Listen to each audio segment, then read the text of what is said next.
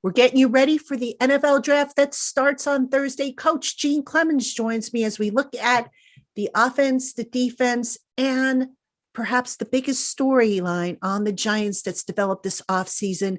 That's coming your way next on the Locked On Giants podcast. You are Locked On Giants, your daily New York Giants podcast. Part of the Locked On Podcast Network, your team every day.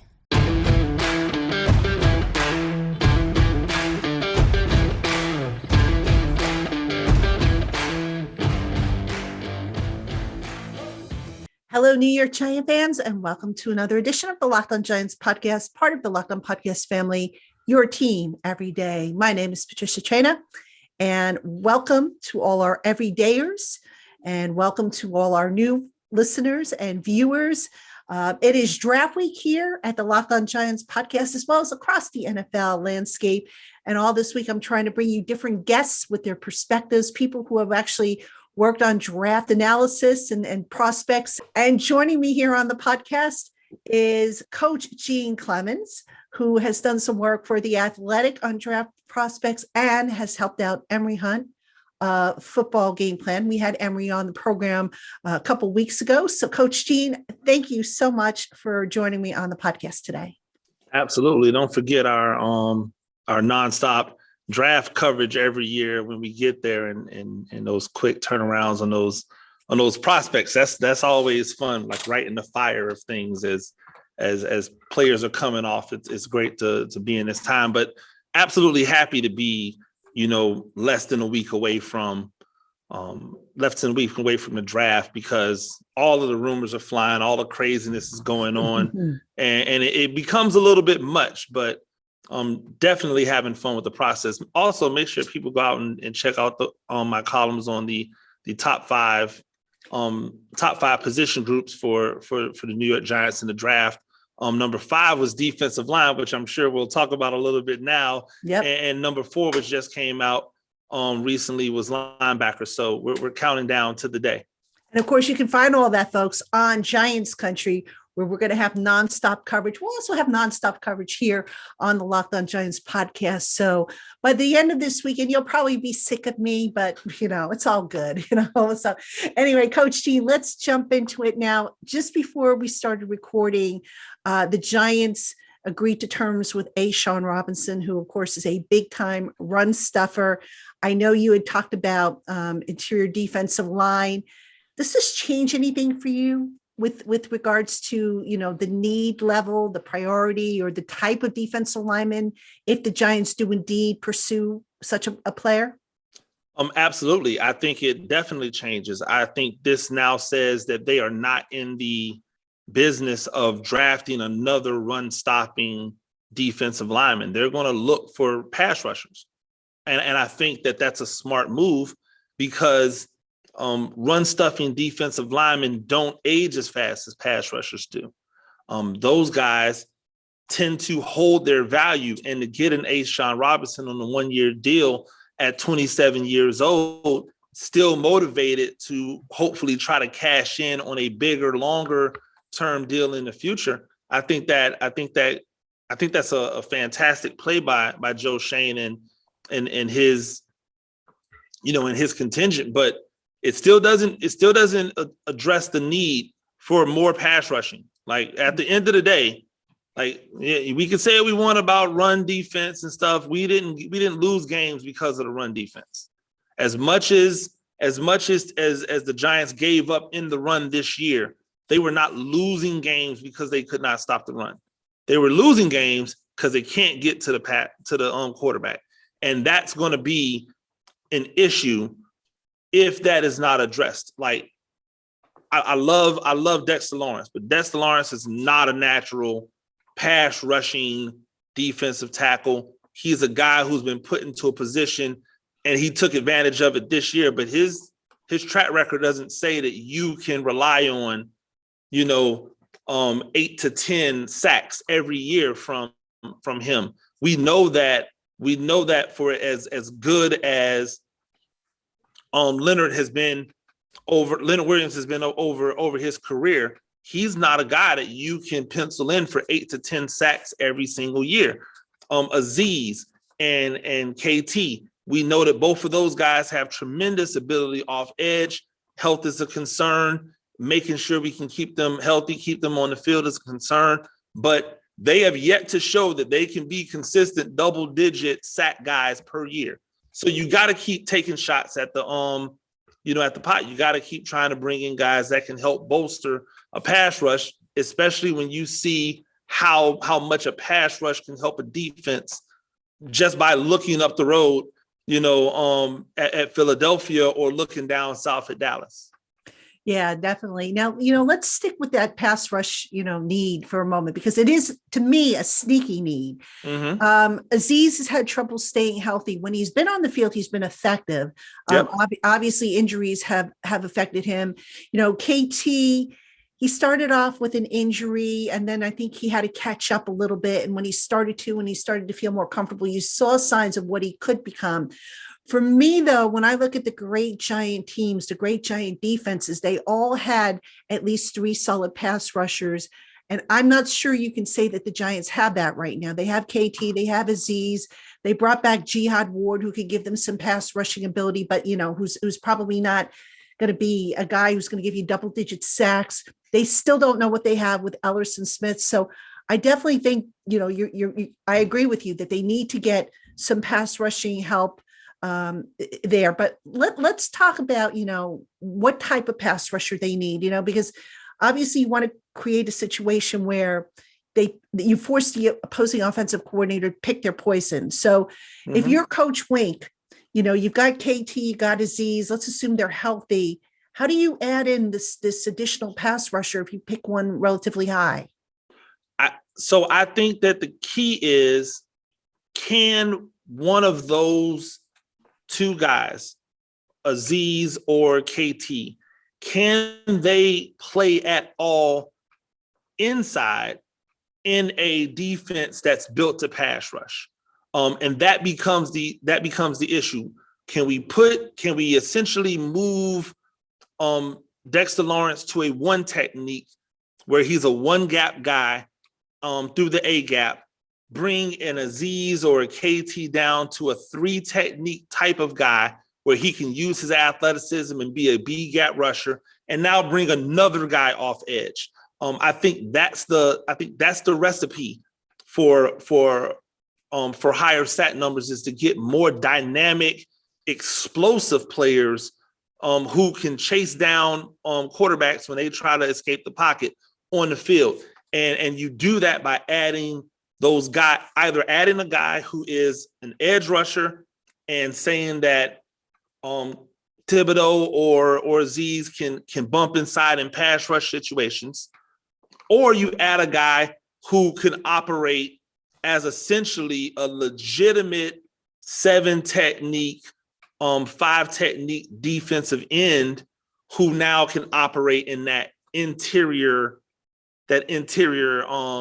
defensive line, where he would be more like a 4 technique inside eye of the tackle, rushing that B gap, or a 3 technique outside eye of the guard, and trying to really attack that B gap that way. And try to get pressure with 4, which I know that people believe that in a Coach Week defense he doesn't do, but he actually does a lot more than people give credit for. But it's considered a blitz because most of the time they're a 3-man front. Of course, you mentioned, playing a guy inside. Remember the Giants when Justin Tuck was here, that's something that they did with him. Back then, of course, I think they were with a 4-3 defense.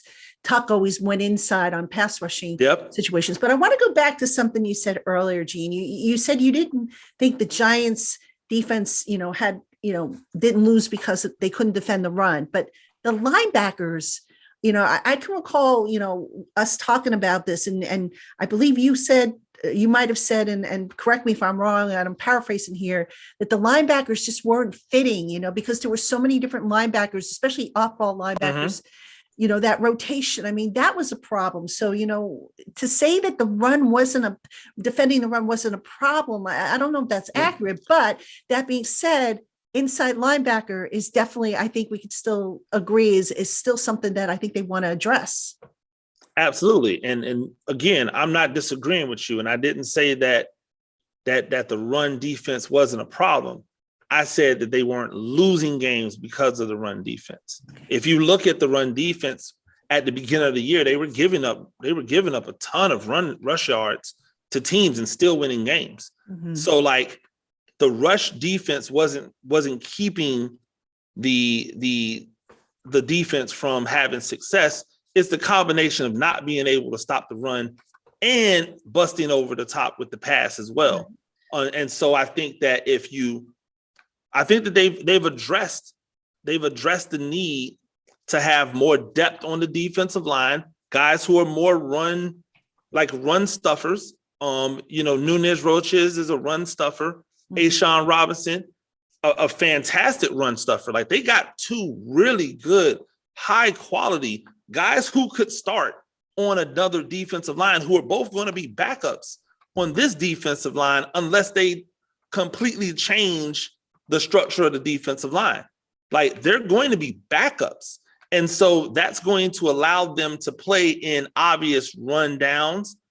And now you can bring in fresh Leonard Williams and fresh Dexter Lawrence to rush the passer. That's going to bolster that, right? But then also with the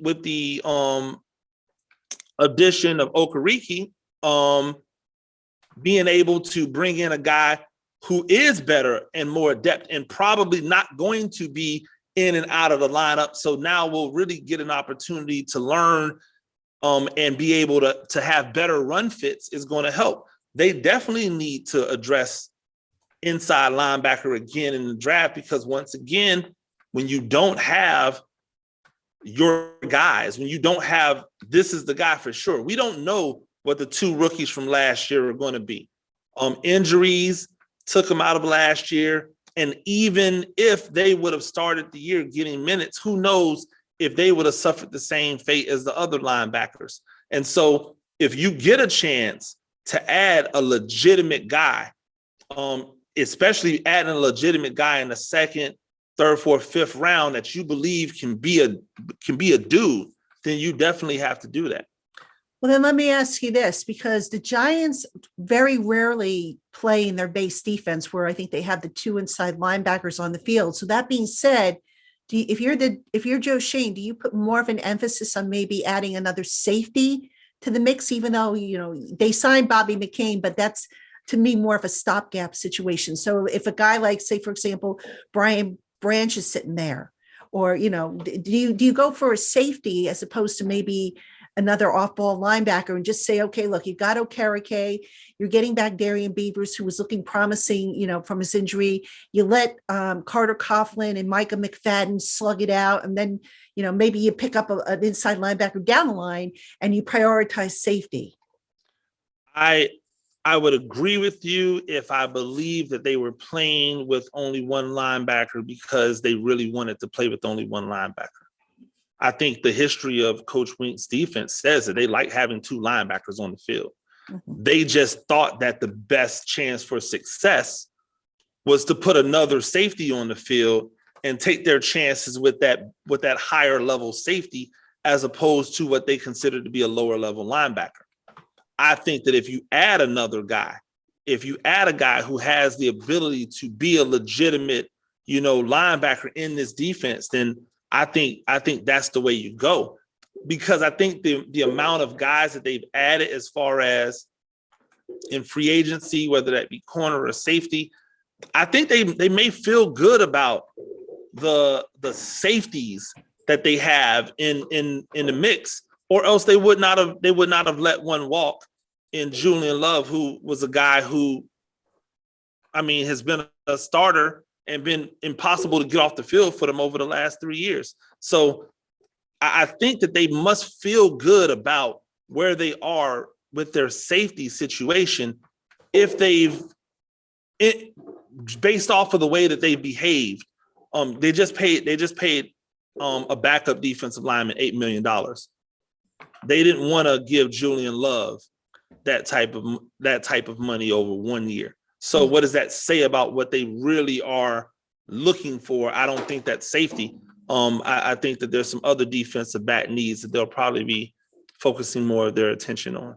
Specifically cornerback, which I think we need to talk about. Adoree Jackson entering the final year of his deal. I still don't know, and maybe I don't know, but who's going to play the other side? They tried Aaron Robinson there, which was kind of a weird decision by them because Aaron Robinson was always a slot cornerback in college, and they moved him to the outside. And then, of course, he got hurt. They have Cordell Flott, who, was a slot cornerback primarily. They tried him on the outside, Nick McLeod. To me, this is a deep cornerback class. You got to go and see if you can't, get your starters there. So that being said, do you agree that that's part of the issue with the pass rush? And who are some guys you like? And do you think that it might be like a first round pick for them at cornerback? So I think it could definitely be a first round pick for them at cornerback. But I think that that people have to have to understand when you're in the first round of a draft, do you really want to select the fifth or sixth best at one position? Or do you want to have a chance to get the first or second best at another position? So when people and fans are out there saying, oh, the Giants have to go cornerback in the first round, my only pushback is, yeah, if a guy that they have rated really high is still there at 25. But if they get down into what they consider to be their second tier cornerbacks, which is a lot of talented guys, but not guys that they're really overjoyed to spend the 25th pick on, why spend it? Why just it's the issue I've had with quarterback forever. Why pay first round money on a quarterback just because you need a quarterback when you don't really believe that's the quarterback? I feel the same way with every other position. There's going to be tremendous value in the second round on really good corners. This is a deep cornerback draft. But before you get to 25, there's a chance there could be 7 cornerbacks already gone. And if you're sitting there at 25, and let's just say Joey Porter Jr., who a lot of people like, but then other people say, hey, he's kind of limited in what he does because of his size and his makeup. He's real grabby. Do we want to add another grabby corner? Is he getting a lot of interceptions?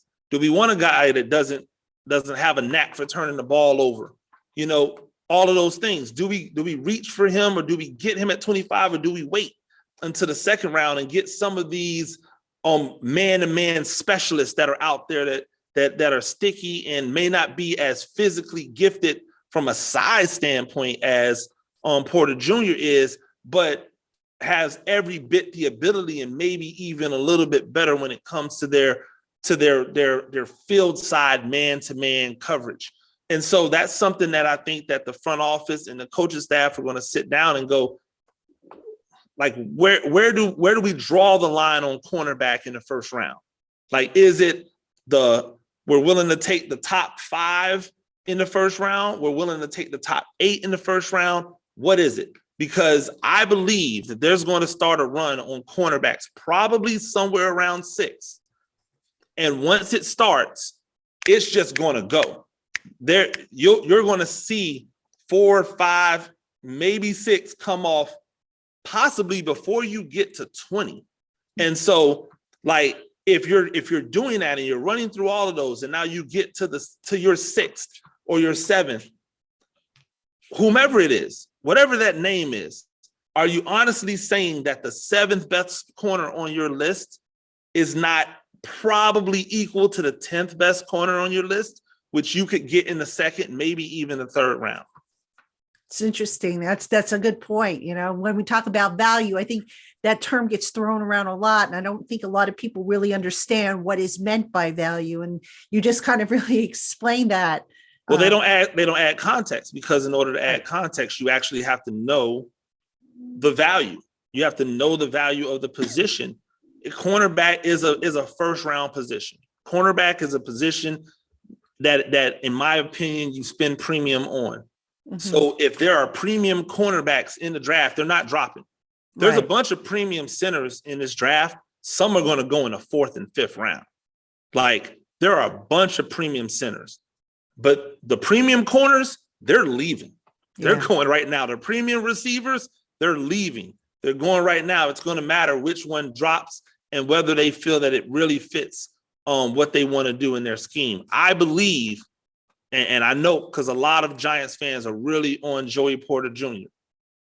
I believe that they have they've already signed a Joey Porter Jr. type in Amani he's gonna kill me. Amani O. He's going like that. He's the same type of cornerback, long, athletic, plays physical at the line of scrimmage, a little bit grabby. Like, they've got that guy already. So do they want another guy like that, or do they want to see if maybe they could roll the dice on some of these other guys, and not for nothing, see if those guys now in year 2 of the defense healthy can be somebody that pans out as from the other side. But they need to address it, because I don't think that they're re-upping Jackson. Yeah. I think this is a walk year for Jackson, and they say thank you for your service. Hey, Giant fans, grand slams, no-hitters, and double plays are back. And there's no better place to get in on the MLB action than at FanDuel, America's #1 sports book. That's because right now, FanDuel is giving new customers a no-sweat first bet up to $1,000 back in bonus bets if your first bet doesn't win. Just go over to FanDuel.com/lockedon and sign up today to claim your no-sweat first bet. Make every moment more with FanDuel, the official partner of Major League Baseball. All right, Gene, I want to talk about the offensive side of the ball, because there's a lot of debate here with the offensive side of the ball. And I want to start with the receiver position. Mm-hmm. There doesn't seem to be a consensus as to who the top receivers in this class is. You hear Jackson Smith-Njigba, you hear Jordan Addison, you hear Quentin Johnston, some other guys slip into the conversation. Meanwhile, you look at what the Giants are trying to build on offense. They put a big premium on tight end. They brought in Darren Waller to be the dude, as you like to say. Mm-hmm. So if you're the Giants, and do you say to yourself, okay, our top cornerback choices are gone. If we have a shot at one of these, stud tight ends, do we maybe go tight end over receiver, or do you go receiver, or do they have what they need at receiver? First off, I'd like to say that there are no stud tight ends in this draft. Okay. I think that has been completely and totally overblown in this draft. Okay. There are no studs. There's no guy. Ladies and gentlemen, I would like for all of you to know, if you're listening to me or if you're watching on YouTube right now, there is no guy in this draft that is going to be an all-pro. Not one. Travis Kelce's. There's no Kelce's. There's no Andrews. There's none of those guys. Like, there's some good tight end talent. And you know what the Giants have already? Good tight end talent. So, like, spending a premium on a guy who's going to have a hard time beating out the guy that you already got there, that's the number 2, because you just brought a number 1 in, doesn't seem to be really smart to me. Now, I will say, in my draft, if people want to go back and look at the draft that on my mock draft on Giants Country, there's a guy who I believe is going to drop precipitously in the draft that probably shouldn't, who's every bit the caliber of receiving tight end as some of the guys at the top of the draft. And that's the guy who I believe that the Giants might target, a couple other guys, but that's a guy that the Giants might target late in the draft. But there's no star. There's no star in this draft. And if I'm wrong, I'm wrong, right? Mm-hmm. Because that's what evaluation is. Sometimes you get it right, sometimes you get it wrong. But at a position that I know intimately well, there's no guys here. There are no dudes here. And so I think that they have to be looking at, do they want to take a receiver who's the best receiver, or do they want to take a receiver that might fill a role that they need? They need an X receiver. They need a legitimate outside guy. Like, they need a legitimate outside guy. And there are not a lot of legitimate outside guys in this draft from a big body perspective. Now, Zay Flowers, who I believe might be the best wide receiver in the draft, is a guy who plays way bigger than his size, who can be an outside guy. But now you're essentially adding another guy. Jordan Addison is adding another guy who kind of all fit the mold of a bunch of these dudes that you have. Jalen Hyatt, the same thing. A speedster, but not a guy who's really an outside guy. Like, so I think that's something that you might see them take some bigger bodied X receivers later in the draft, and see if those guys can be the man for them. But I don't know if wide receiver is going to pan out unless they're saying, hey, like Kansas City, where Travis Kelce is essentially wide receiver number one. We want Darren Waller to be wide receiver number one, and then have all of these interchangeable, malleable parts at wide receiver that all kind of revolve around the orbit of Darren Waller. But he's going to have to stay healthy in order to be that, because one of the best things that Kelce has done has been on the field. He stayed on the field. I've asked this of Emory. I've asked this of several people who cover the draft. I'm going to ask you, do the Giants have enough at wide receiver, or do they need more? If you're asking me from the standpoint of, are they better than they were last year? Yes. I think they've upgraded. I think that people are really sleeping on some of the free agent moves that they've made, because they're not sexy, but they're practical and they fit needs. And now they have a bunch of guys, if healthy, who can all do different things. But you always are looking for the guy, right? You're always looking for the guy, a guy who can come in and be a Jordan Jefferson, and they don't have that. Like, they don't have that. It's third and 9. Everybody knows where you're going with the ball, but you still go to him because he's going to make the play. They don't have that guy. And until they have that guy, they can always look to improve the wide receiver room. So, but they're in a position, do you feel that they don't have to force it this year? If there's no guy that's a legitimate X receiver, that guy that you go to, regardless if everybody knows it's happening, you feel that they don't have to force it? Or do if they think that guy is there at 25, they should take him. If they believe that one of those guys, whoever shakes out and falls to 25 because the run on cornerbacks is going to be so tremendous, the Sauce Gardner effect, like the run on cornerbacks is going to be big. The run on defensive linemen is going to be big. The run on tackles is going to be big. We know that even though there's probably not 4 quarterbacks who should be taken in the first round, there'll probably be 4 quarterbacks taken in the first round.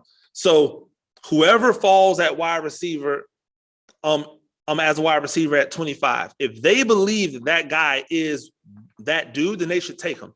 But if they don't think that he's that dude, if they just think, oh, well, he's a really good piece that we can add right now, you can get a really good piece in the second round, the third round, the fourth round, because there are a lot of wide receivers that fill different needs that you're going to be able to find that are not 5'8" and 165 pounds and get broken as soon as you hit them once. Yeah. You mentioned center, that there are a lot of centers that maybe will drop. I think you said third and fourth round.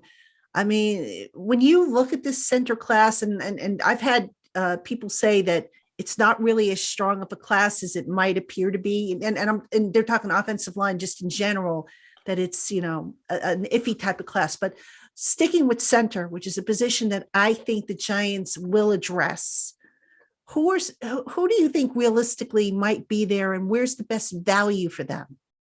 So I think that it's a weaker overall offensive line draft, but unfortunately, we understand that when people talk draft, they're only talking about the top 25, 30 players. So if you're talking about the top 25, 30 players as you rank them, and you don't rank centers high, then guess what? it's going to be a weak offensive line draft. There are 6 centers in this draft who will start in the NFL at some point. Mm-hmm. I am almost 100% positive of it. You can't be 100% positive of anything, but I am as sure as I can be about it. There are 6 guys who are going to start and take snaps as a starter in the NFL in this draft. The question becomes, who fits what the Giants want to do best? Because they're going to have their pick, in my opinion. They're most likely going to have their pick of all of those guys.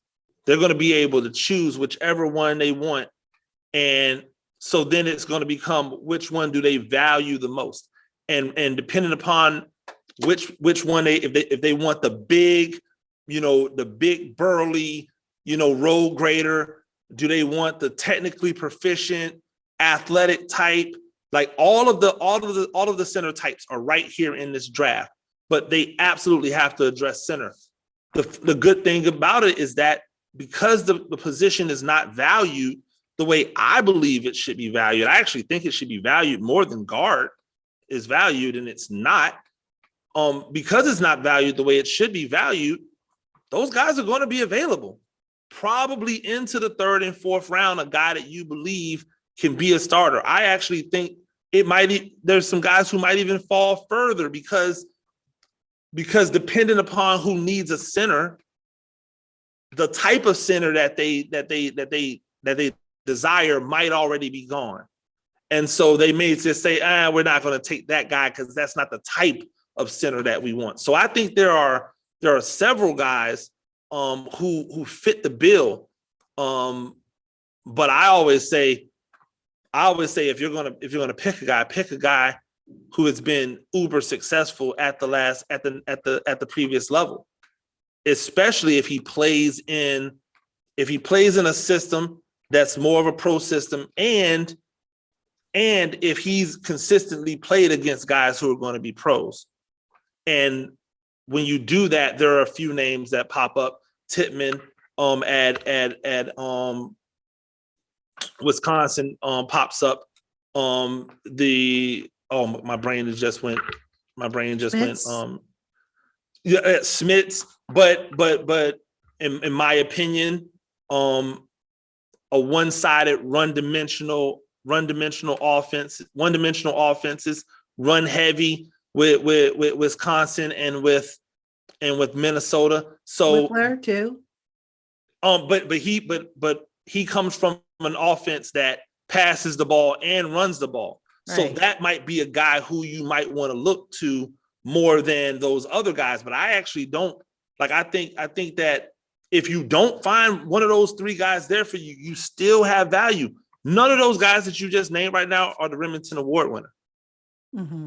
Right? None of those guys are the Remington. None of those guys were first team All Big Ten, because the first team All Big Ten guy was in Michigan as the Remington Award winner. So, like, who do you like? What do you like?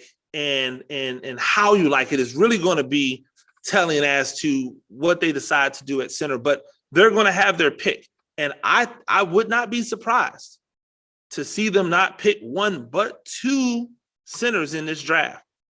Like I wouldn't be surprised to see them double back with one of those 7th round picks if they find one of these centers that have just fallen because everybody wants, to take the flyer on the edge rusher, or take the flyer on the wide receiver from Princeton, like there's an opportunity that you can see them double dip at center because most centers can play guard.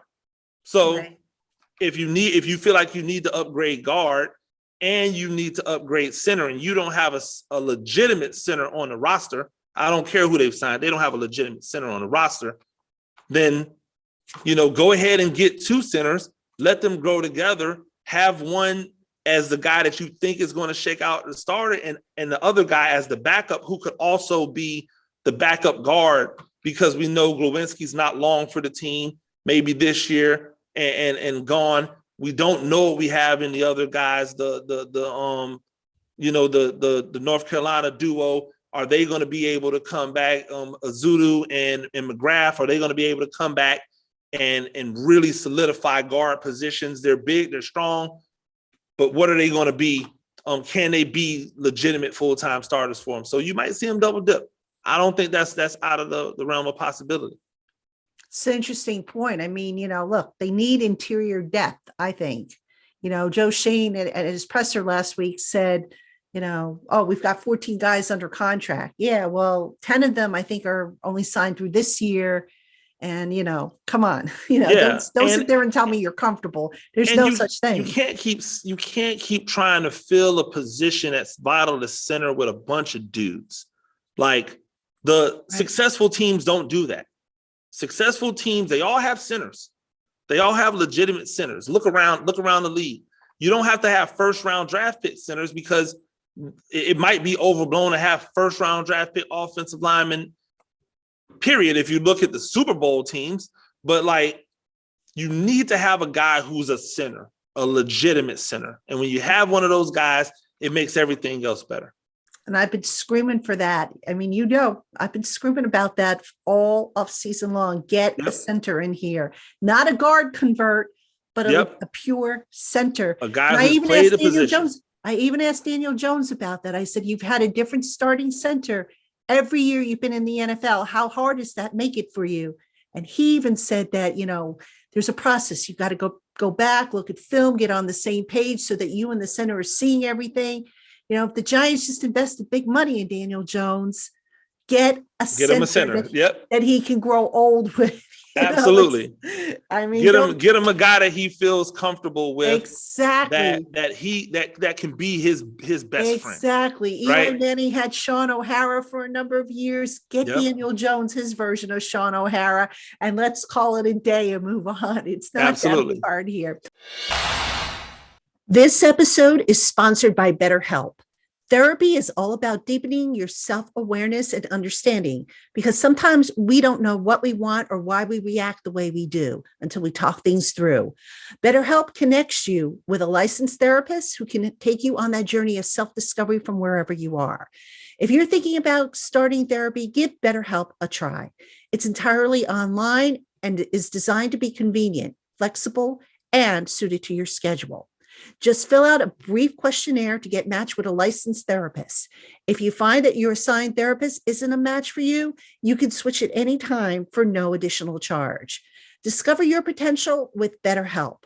Visit betterhelp.com/lockedon today to get 10% off your first month. That's BetterHelp, HELP.com/lockedon. All right, Gene, I got to ask you about the quote unquote elephant in the room. Okay. Running back, Saquon.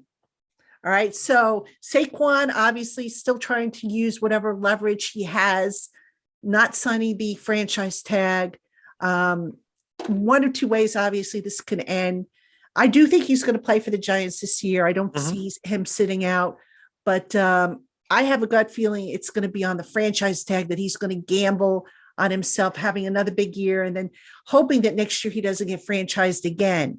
Of course, from a financial perspective, it would make more sense if he just realized that, hey, maybe I should just take a deal with multiple years of guaranteed money rather than 1 year. That being said, the running back class is said to be deep. So if, and this is a big if, the Giants and Saquon cannot agree on a long-term deal, where do you think the emphasis is going to be on running back? Do you think it's going to be more of a day 2 pick, day 3 pick, or is it deep enough to where the Giants can just say, all right, you know what, we can bide our time and we'll find somebody? And quite honestly, I don't think there's anybody. I mean, Bijan Robinson, maybe you can make a case for, but I don't think there's anybody quite like Saquon in this draft. What's your take on the running back situation? Well, I think you said the point, like right at the end. Like my most frustrating thing, Giants fans, is people believing that running back has legitimately been devalued. If you have a really good one, then you usually are really good. Like if you have a really good one, you're usually in the mix.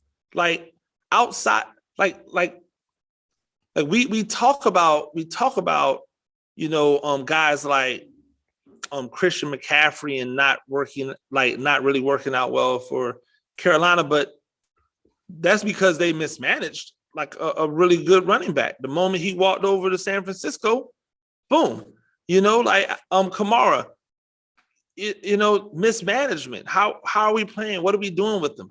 At the end of the day, there's no Saquon Barkley in this draft. Bijan Robinson's cute. Like, that's nice. Like, Jahmyr Gibbs is great. That's nice. Like, they're not Saquon Barkley. And this idea that, you can just go get another Saquon Barkley, or to point to whatever their statistical output is after you go and replace him with somebody else. Giants fans need to look at the last time they had somebody at Saquon Barkley's level. I've done the research. It's scary. You have to go back to Ahmad Bradshaw just to find 1,000-yard rusher. Like, not even oh my God, all world type of running back, but just to find 1,000-yard rusher, you've got to go back to Ahmad Bradshaw, and y'all are ready to roll the dice and just say that, we can find another one. Like, to me, that's foolhardy. Now, as far as the contract goes, business is business. If they don't want to pay the running back, cool. That running back should not be in there doing anything Giant related until it's absolutely positively time to do something Giants related. This is the business of the game. Don't be mad at Saquon. He did everything he was supposed to do. People said, hey, he's got to prove it. He's got to show he can be that guy. He went out and he proved it. He was phenomenal last year. And then the moment we got to the end of the season, people started trying to find reasons to not pay him. From the moment that we got to the end of the season, look at this clip of Saquon. He didn't pull away like he was pulling away 2 years ago. It's like, yeah, but how many carries had they had at that point? What was the nuance that came along with it? People want to find reasons to not pay running backs. And I get it, that's cool. But the swing of that is, all right, you don't want to pay me. I'm probably going to play on this franchise tag. That's cool. But I'm not showing up until I absolutely positively have to show up, because I don't need to be dinged up doing this. I don't need to be hurt doing that. I don't need to be banged up doing something that is not going to help me further my career or put my investment, which is in myself, at risk. So I think there's a good chance you don't see him report for training camp. There's a good chance you see him hold out, and that week before the first game of the season, he reports. It's not like he has to learn the offense. It's not like he's got to work with a new quarterback. He already knows the quarterback. He already knows the offense. So, and they probably weren't going to play him much in the preseason anyway. So there's no reason for him to come there and put these things in jeopardy, and maybe holding out might get him what he's looking for. I doubt it, but it might get him what he's looking for. And if he plays this year and balls out, it's not like they're going to pay him anyway. Like, we know where this is ending. We know where the end. It's going to end with him playing for another team. That is just the way that the business works with the NFL now and running backs. Like, we're hearing people talk about Tennessee getting rid of Derrick Henry after the season he just had, and the fact that he's been carrying them on his back for the past 5 years. So if he's not safe, then nobody's safe. Like at the end of the day, that's what you really have to do. And I think it's asinine. I don't really understand it. Like, to me, it makes no sense why you would want to get rid of your best weapon, but that seems to be what teams are doing. And so I think he'll play on the franchise tag this year. I don't think they'll franchise him next year, because that's a much bigger number. That's a much bigger number than the number this year that they really don't want to eat now. So it's like they would much rather him, sign some long-term extension so they could get some cap relief this year. So what's going to change next year, other than the fact they're going to have a little bit more money? They're not going to want to spend it on Saquon. So if he goes out this year and has 1,500 yards rushing and double digit touchdowns and 400 or 500 yards receiving, are they going to pay him now? Or are they going to go, well, he's 1 year older now, and after 26, you don't. No, like they're going to let him go at some point. What we have to hope is they don't let him go to somewhere that's going to be detrimental to the Giants. And that's the scary part, right? That you let him go and he ends up in Philly. Let him go and he ends up in Dallas. Like Washington, you're almost like, okay, we'll roll the dice. But ending up in Philly or ending up in Dallas, that's a worst case scenario for the Giants. But that's where we're heading. We're heading to him playing for someone else. And that's sad because he's a homegrown kid. He's a New York kid. So it's like New York kid, he's your draft pick. You rolled the dice and drafted him high. He's been good. He seems to be healthy now and back on track with the career, and now you just don't want to pay him. I get it, but I don't like it. It's business. That's what it is. It's business. But like Giants fans can't be fickle though, right? It's business. Say it's business for the team, but then say it's business for the player as well. And so, absolutely. And so, like, no one should be upset at Saquon. No one should be like, oh, well, Saquon turned down a better contract in the middle of the season. None of us know the details of that contract. It's all conjecture. Like, we don't really know what was offered and what wasn't offered and how it was structured. So, like, to say that he turned down a better deal, we don't know that. He's doing what he feels is best for him. He bet on himself. It was a good bet. He had a fantastic year. It didn't pay off with the Giants. So now he has to wait. And I think he's okay with that. I think he's resigned to that, to this outcome. Yeah. We'll see how it plays out. I do think he's going to play for the team this year. Yeah. You make a good point about him possibly holding out a training camp, even after that July 17th deadline, which is the deadline to get a long-term deal done, because you're right. He probably wouldn't play much in the preseason anyway. And we know he's going to report. When he does report, he's going to be in tip-top shape. Absolutely. He's obviously been working out with his teammates away from the facility. So that doesn't sound like a player who to me is planning to sit out the entire season. But yeah, the future, that's where it gets a little murky for me, because, if you're Saquon, you gamble on yourself, because what do they say? Gambling on yourself is the best bet you can make. Yep. So I could see that certainly being now the power move is you think that somebody else can do my job as good as I can, prove it. Don't report.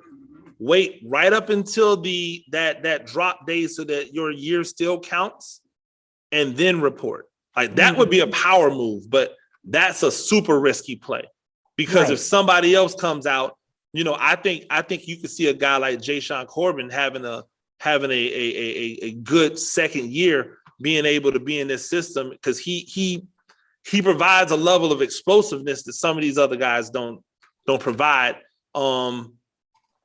Like that's a roll of the dice that you might end up regretting. So I don't know if he wants to do that, but that would definitely be the power move. Yeah, it's going to be interesting to see what happens with him. That's for sure, because this has the potential. I hope it doesn't get ugly, but if you're Saquon and you're saying to yourself, I've done everything you've asked of me, I've been the face of your franchise, and why can't we get this done? But at the same time, it's kind of like the situation Daniel Jones was facing.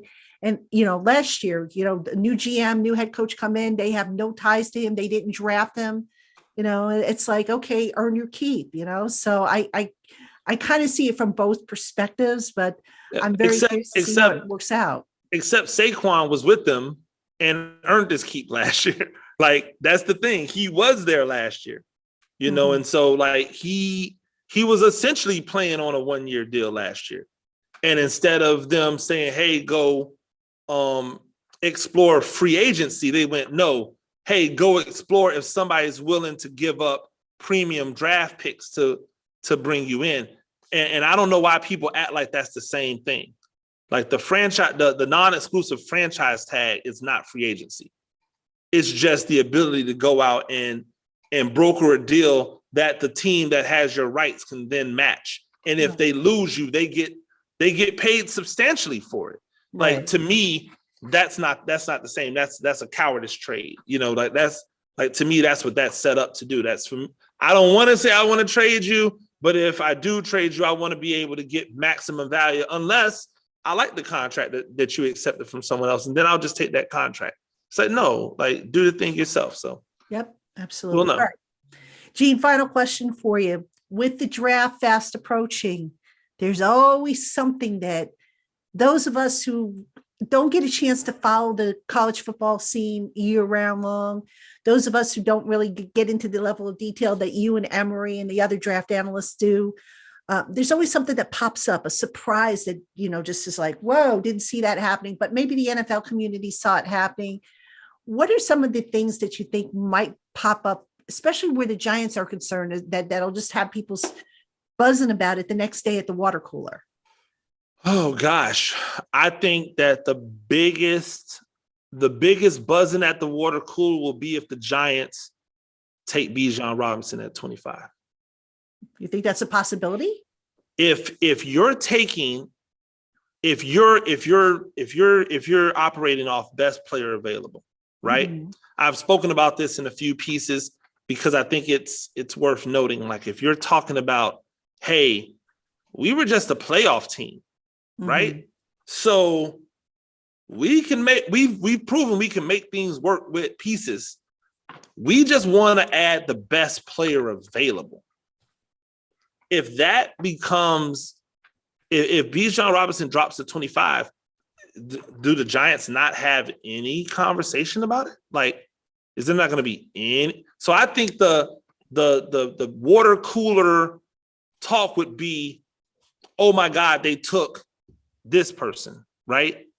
And I just say Bijan Robinson at 25 because I'm just thinking about a guy who's probably a top 15 talent that might drop because people are silly and they think that some certain positions aren't valued the same. But I think if they take anybody but a cornerback or a wide receiver at 25, it's going to be water cooler talk.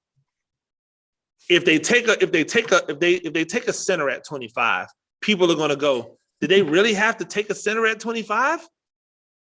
Even though I wouldn't be mad, I'm going to go, hey, listen, that's a need. Would I have done it in the first round? Probably not, because I think it's a deep center draft, but I'm not mad at it. I think if they take a center, people are going to say it was a round too early. If they take a linebacker, whether that's an edge rusher or a stand-up linebacker, they're going to go, but we need a corner, right? If they take any defensive player in the first round, they're going to go, but we really need a corner. If they take an offensive lineman, that's not a center. If they take a guard, oh well, but they really need a corner, like, or they really need a wide receiver.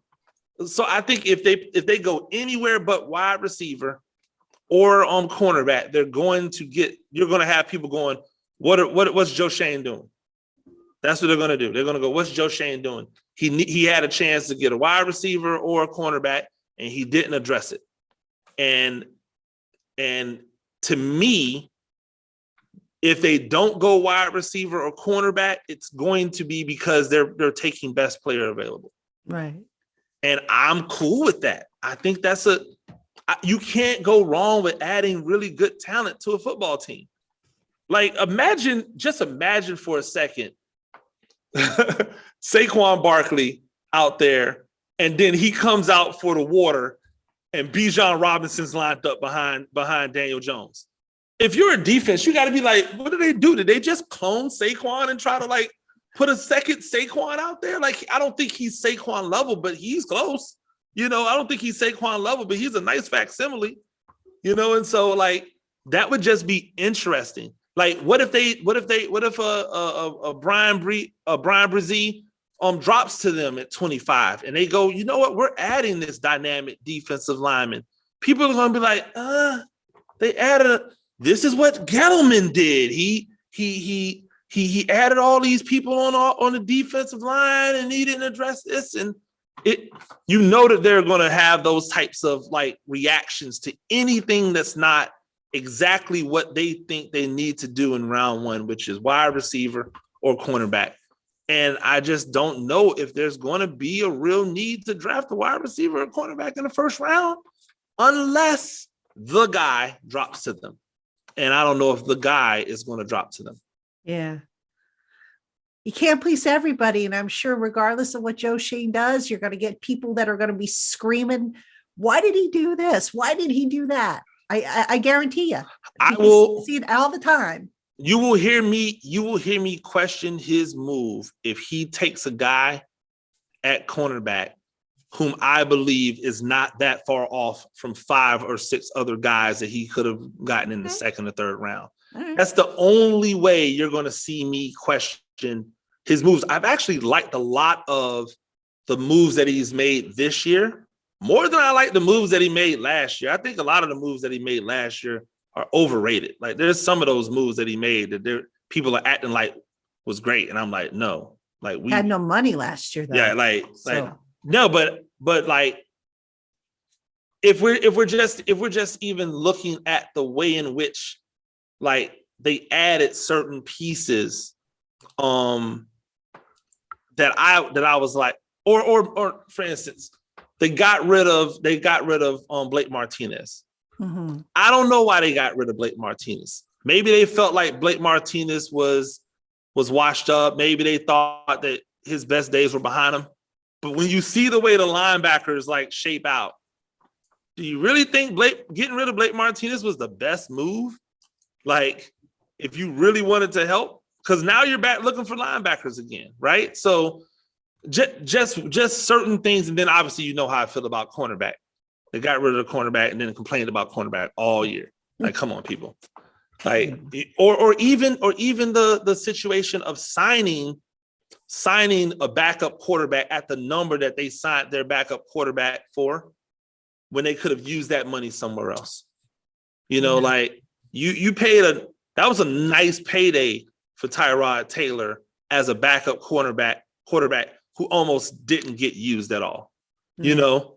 So it's like, did you really need to spend that money, or could you have like left some of that money in the coffer to pay a cornerback or a linebacker that might have been more of use to you on a regular down in, down out basis? But so, like the subtle moves, him not reaching for a lot of players, I thought it's been a masterful offseason for Joe Schoen. I really do. I really am impressed with it. But I didn't like his draft last year. Not at all. I thought his draft last year was bad. And I love Kayvon Thibodeau. Like, I love Kayvon. And if it was Kayvon and another offensive lineman, I might have been better about it. Or if you didn't take Cordell Flott in the second round, I would have probably been better about it. If you didn't take Wan'Dale Robinson, who you already had, and another guy, like, I probably would have felt better about it. But there were a lot of questionable draft picks last year that are going to need to like pay off, or that draft last year is going to look real bad on the ledger. Because Kayvon right now looks like a good edge rusher. He doesn't look like a top 5 pick. So he's going to have to consistently look like the top 5 pick in order for that to be good. Evan Neal doesn't even look like a first round pick as a rookie. So he's going to have a tremendous, sophomore year in order to kind of bring the thoughts of him more. And then you add in the fact that we don't really know what Flott is and how good he is. And, like, Wan'Dale seems like he could be dynamic, but if every time he touches the ball and gets hit, he gets hurt, it's going to be hard for him to be effective, right? And it's not like he didn't come out of college, with a bunch of injury concerns. He came out of college with injury concerns, and then you got into the NFL, you thought it was going to get better. So he's still small, and they're much bigger, faster, and they hit harder in the NFL. So we'll see. I think that this is going to be a really interesting draft for Schoen. He's going to get criticized regardless, unless he takes a cornerback or a wide receiver. Like, we know that. But I don't care about the criticism. I care about the production of the players that he picks. And so if he picks a cornerback and I think he reached for a cornerback, as long as that cornerback performs on the field, I don't really care. Like, at the end of the day, I just want people to be good. Your first round, your second round, your third round draft picks, I'll go to the grave saying it. You should get 3 starters. You should get starters out of your first, second, and third round draft picks. If you're not getting starters, then you're doing it wrong. Amen. Amen. Coach Gene, it's going to be a wild weekend. You'll be over at Giants Country contributing. Yes, we'll be locked in. Absolutely. We're going to be locked in all weekend long, right? We're going to be doing all kinds of stuff, cranking out stuff. And listen, I appreciate you coming on. As always, love the different perspectives that you bring to the show because, all too often we have a habit, and I say we in general, we fall into what everybody else is saying. You guys like you and Emery come up with different perspectives, which is why I love having you on this show. So I thank you for bringing your expertise and your knowledge. And I look forward to the coverage on Giants Country. And maybe we have you back on after the draft to get your take on, what the Giants did. So thank you again. Absolutely. Giant fans, thank you for tuning in to the Locked On Giants podcast. Make sure you keep it here all week. Ed Valentine is going to be up on the docket. We'll probably do, I'm going to try and get a mock draft in before the draft on Thursday. And then we just roll right into our draft coverage. So plenty of stuff, busy weekend ahead. Keep it here on the Locked On Giants podcast. Thank you for making us your first listener watch of the day. For Gene Clemons, I'm Patricia Traina. Giant fans, we will talk to you tomorrow.